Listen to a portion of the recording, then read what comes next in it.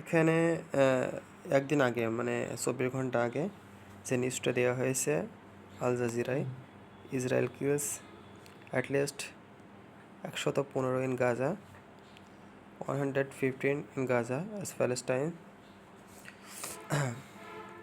Comrade নাগবাড়ে।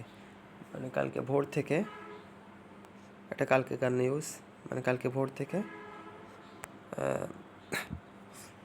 কালকের দিনে 115 জন মারা গিয়েছে। তো এটা ছিল আল জাজিরা নিউজ, এটা কালকেকার নিউজ।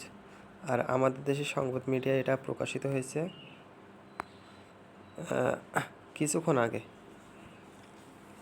মানে একই নিউজ আমাদের বাংলাদেশে যে সংবাদ মিডিয়া যমুনা টিভি, এখানে একই নিউজ প্রকাশিত হয়েছে আজকে।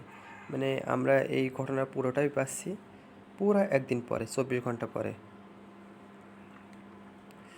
পুরো একদিন পরে, 24 ঘন্টা পরে। এটা এখানে ছাড়া হয়েছে 49 মিনিট আগে। তো এই ছিল দুইটা সংবাদ চ্যানেলের মধ্যে পার্থক্য।